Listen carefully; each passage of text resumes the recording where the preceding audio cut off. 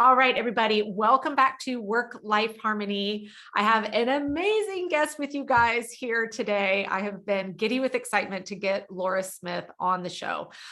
Laura runs Get Organized HQ. You can see why I have such a passion and love for everything that she does. If you know I Heart Planners, it was formerly I Heart Planners that is now Get Organized HQ. So since organizing, all things time management, organization, productivity is what we focus on here. When it comes to organizing things outside of your calendar, I like to go to the experts in the space, which is why Laura is here. So Laura, I will let you introduce yourself, tell everyone a little bit about you, and then we will dive into this concept of reverse organizing, which I think is amazing. Well, thank you so much for having me on. I always love to talk about all things organizing.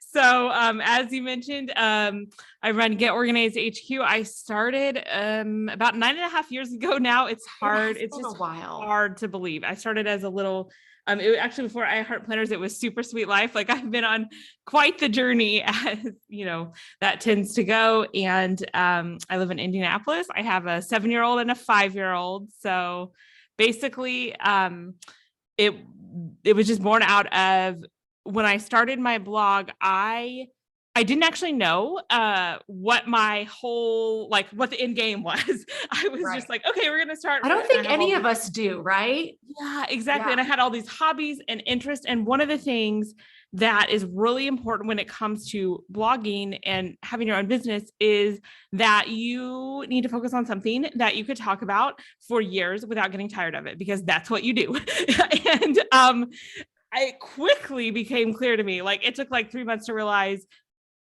organizing is the thing, really organizing. And it's not just organizing, it's home in general, creating that safe haven, that space that is free from stress, that's peaceful. That is where my heart is. And I realized I could talk about this for years, and it's a good thing because that's what I've been doing. So that's kind of how it all started.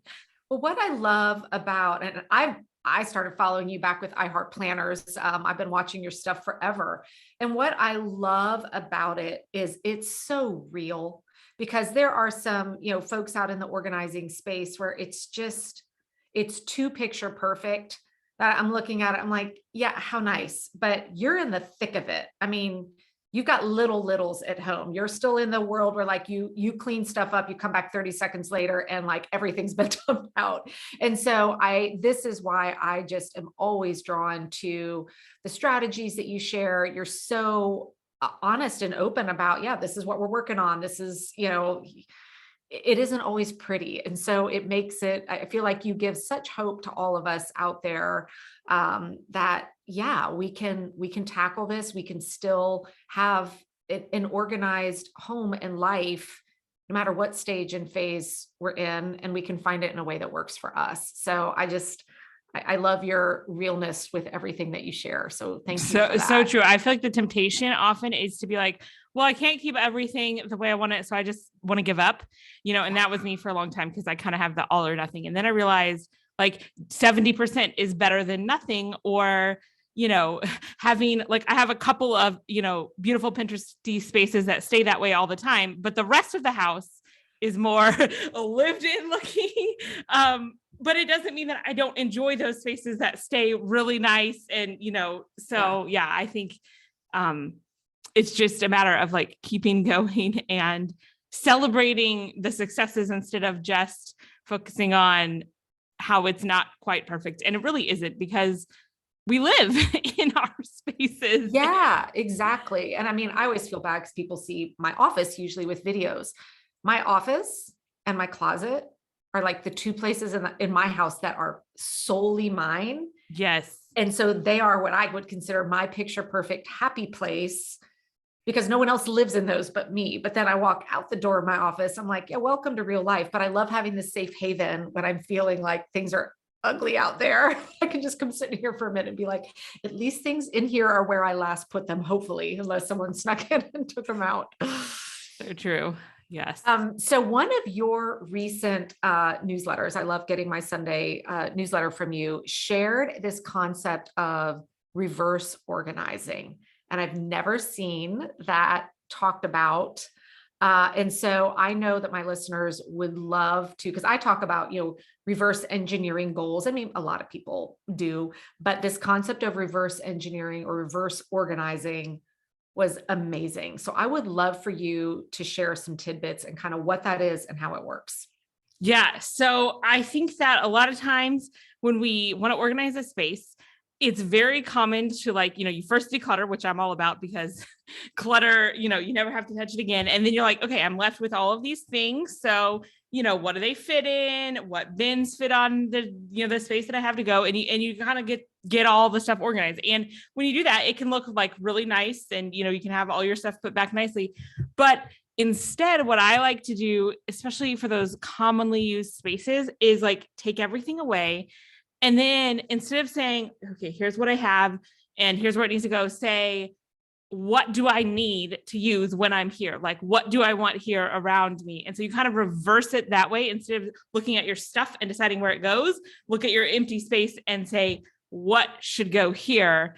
So that way, especially in those like highly used places, like my desk, for example, where like I need the stuff that I use regularly to be just around me versus like something that I use every other year shouldn't be taking up that valuable real estate that I need. So I kind of like structuring it that way sometimes. That was so good. And what I did, particularly with my desk space, actually just this last weekend, because I felt like I mean, obviously my desk is organized, I have my bins and labeled and all of that, but I intentionally took everything out and moved it to the other side of my office, just laid it out there so that when I sat down to work, I made note of what do I have to get out of my chair and go get. And what was interesting was at the end of the day, there were a lot of things still sitting on the other side of my office floor that when I looked at them, I realized I'm like, I might use that once a week. Whereas there were things that I was going, back into my cabinets to get that hadn't been in my desk in the first place. And so I ended up rearranging and putting some stuff in the cabinet that had been in my desk and then moving some stuff to my desk. I was like, yeah, I use this either daily or multiple times a week. That wouldn't it be nice to just open my drawer and have it there?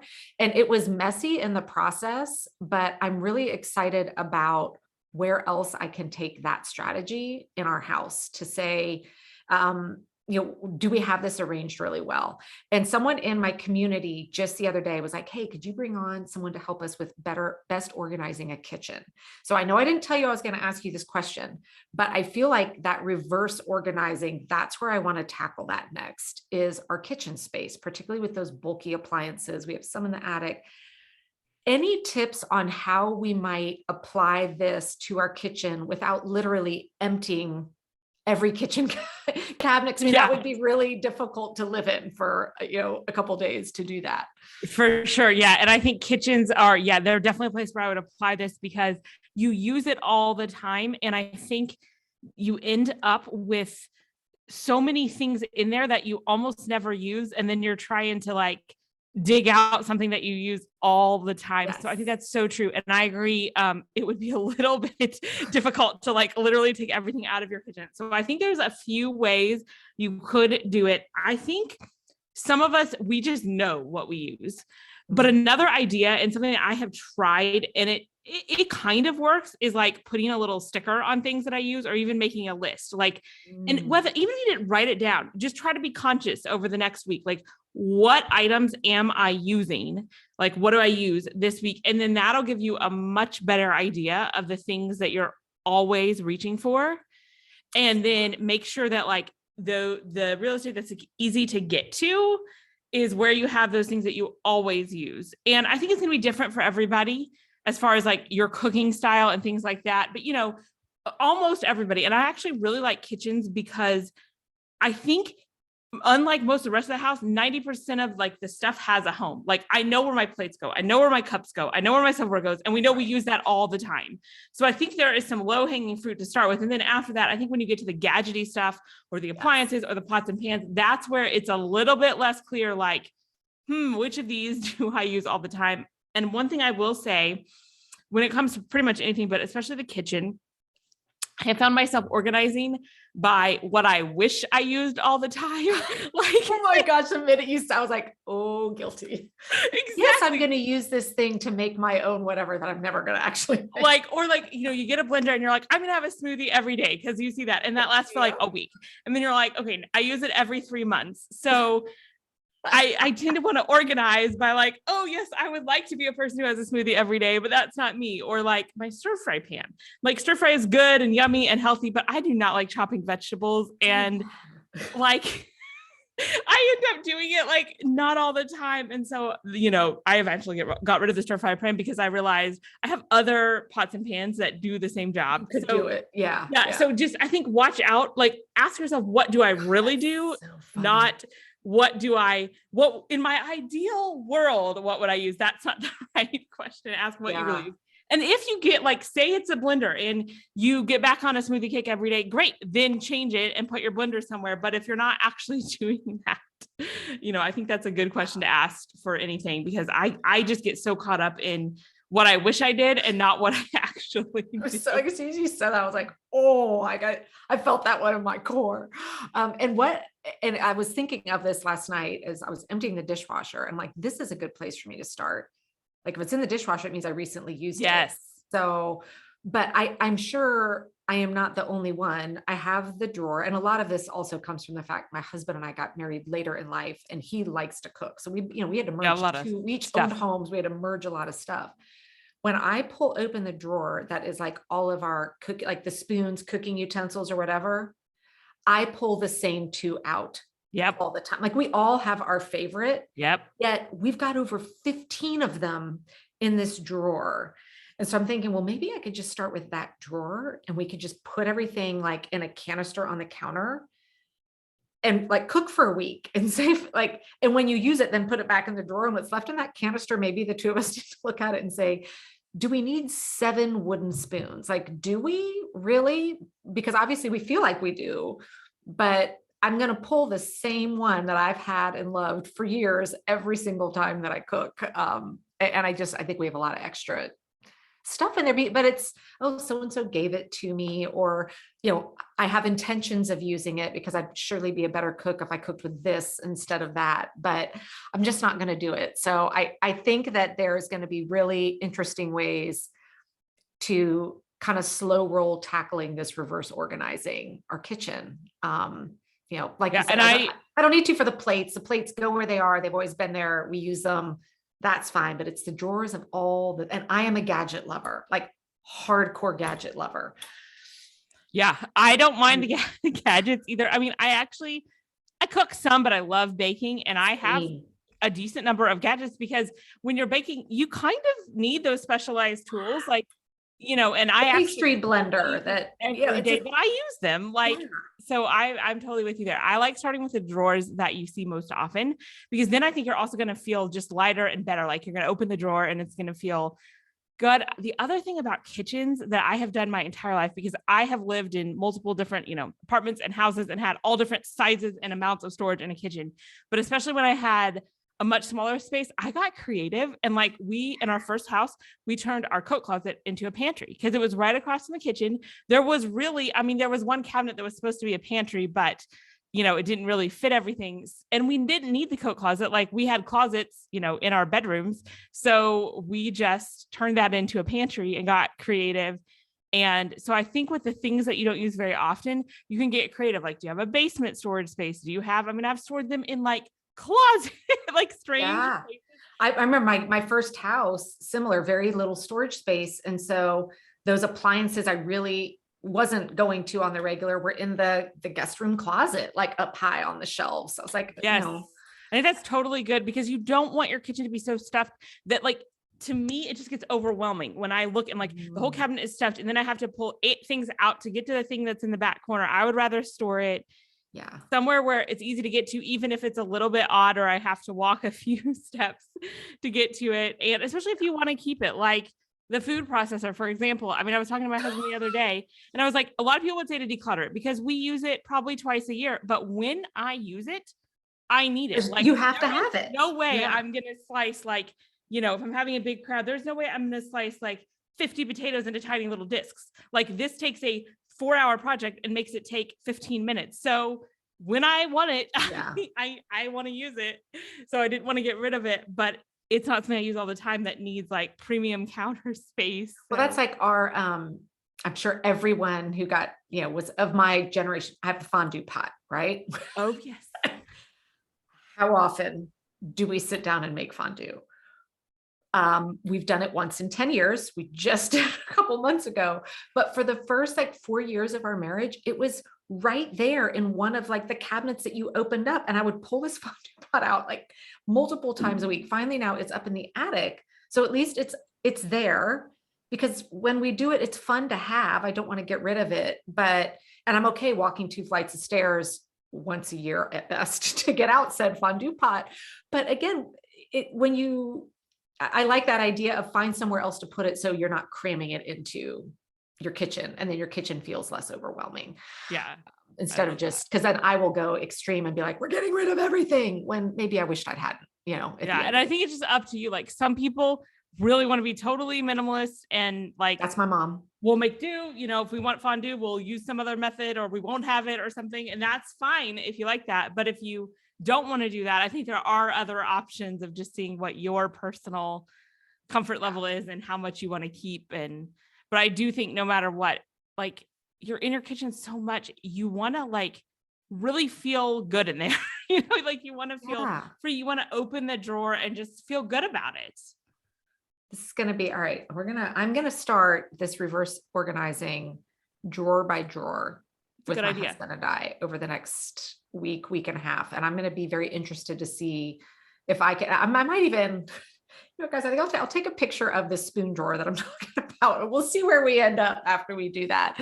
But I just think that this reverse organizing idea is just such a less overwhelming way to chip away at things over the course of time without having to completely, uproot entire living spaces at once.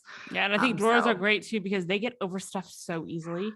Then, I mean, I also like some of the stuff you typically put in drawers, I put in upper cabinets because I have a lot of extra upper cabinet space. So I just take those little bins, and I have a couple things that like most people would expect to find in a drawer, but I'm like, this we use like every couple months, and I don't want it taking up my drawer space.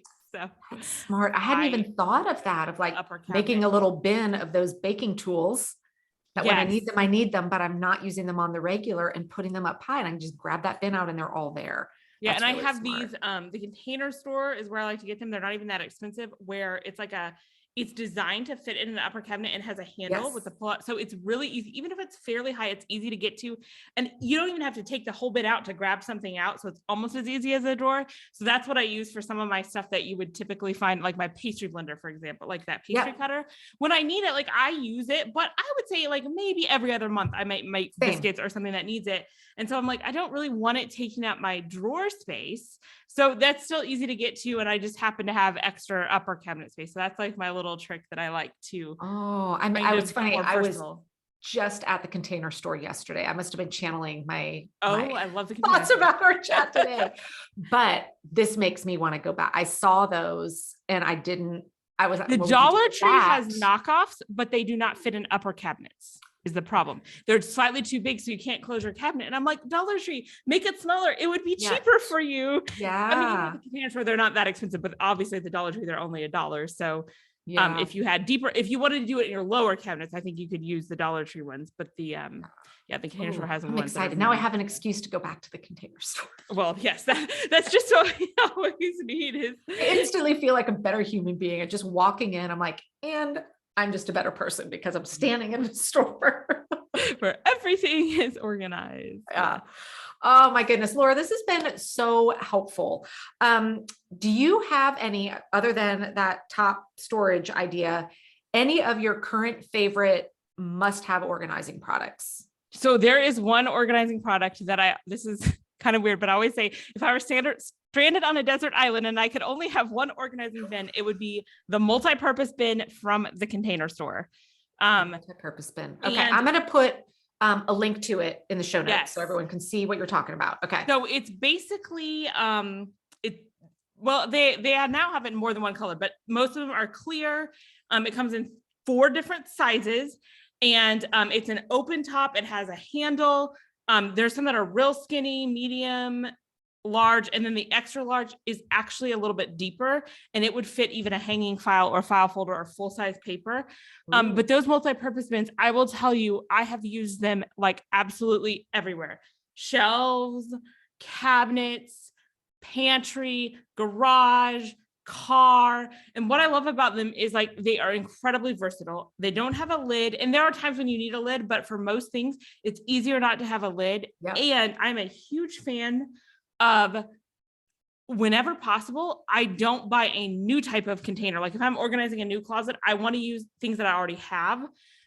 And even if I need more, buy more of those, because it's way more versatile. That way I can interchange. Like if later we change up this closet, it's more interchangeable. And when I've moved, the whole thing has been completely easy to interchange. So I feel like those are just your most versatile. And while I wouldn't call them cheap necessarily for the Container Store, they're impressively affordable. I think they range, like the smallest one is like $4 or $5, and the biggest one is maybe 10. So they're not too bad. That's not too bad. But again, no, you're gonna get the quality of something that's gonna last. Yes, and it's so those would be like my top organizing, and so many people have bought them and like showed me what they did with them. And awesome. It's also like, one of my secrets with them is people always come and talk about how organized my pantry is, but usually it's not really organized at all. All I did was put a bunch of the multi-purpose bins in and threw stuff in, and it automatically looks organized. It's like the easy, lazy way to organize.